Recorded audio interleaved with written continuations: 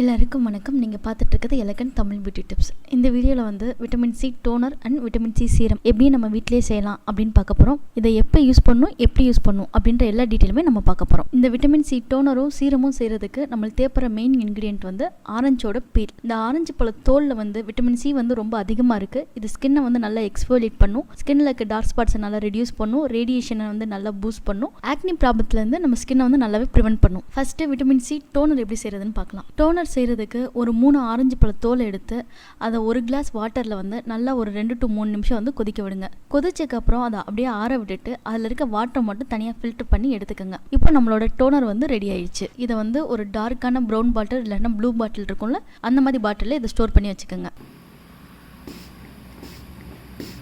Next வந்து vitamin C serum வந்து எப்படி ரெடி பண்ணுறதுன்னு பார்க்கலாம். இதுக்கு வந்து ஆரஞ்சு பழம் இருக்குல்ல, இதோட தோலை நல்லா அரைச்சிட்டு, தண்ணி ஊற்றாமல் நல்லா அரைச்சிட்டு அதிலிருந்து அதை புழிஞ்சு வர எக்ஸ்ட்ராக்ட் இருக்குல்ல, அதை மட்டும் தனியாக எடுத்து வச்சுக்கோங்க. இந்த எக்ஸ்ட்ராக்ட் பதிலாக வந்து நீங்கள் ஆரஞ்சு பீல் பவுடரும் எடுத்துக்கலாம். இந்த எக்ஸ்ட்ராக்ட்லேருந்து 1 டீஸ்பூன் வந்து எடுத்துக்கோங்க.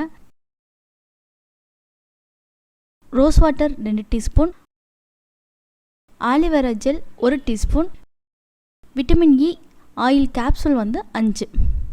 இது எல்லாத்தையும் நல்லா மிக்ஸ் பண்ணிட்டு உங்களுக்கு அந்த சீரம் கன்சிஸ்டன்சி கரெக்டாக இருக்கா அப்படின்னு பாருங்கள். உங்களுக்கு சீரம் கொஞ்சம் இன்னும் கொஞ்சம் டைட்டாக இருக்குது, இன்னும் கொஞ்சம் லிக்விடாக வேணும்னா நீங்கள் ரோஸ் வாட்டர் வந்து இன்னும் 1 டீஸ்பூன் வந்து ஆட் பண்ணிக்கலாம். இப்போ நம்மளோட விட்டமின் சி சீரம் வந்து ரெடி ஆயிடுச்சு. இதையுமே வந்து நீங்கள் ஒரு டார்க் பாட்டில் இருக்கும்ல, ப்ரௌன் பாட்டில் இல்லைன்னா டார்க் ப்ளூ பாட்டில், அதில் வந்து இதை ஸ்டோர் பண்ணி வச்சுக்கோங்க. இப்போ நம்ம ரெடி பண்ண இந்த டோனருக்கும் சீரத்துக்கும் செல்ஃப் லைஃப் வந்து 1 வீக்கு. ஒரு வாரம் வந்து நீங்கள் ஃப்ரிட்ஜில் வச்சு இதை வந்து நீங்கள் யூஸ் பண்ணலாம். 1 வீக்கு மேலே வந்து நீங்கள் ஸ்டோர் பண்ணணும் அப்படின்னு நினச்சிங்கன்னா இதை வந்து அப்படியே ஐஸ் க்யூப்பை மாற்றி வச்சுக்கோங்க.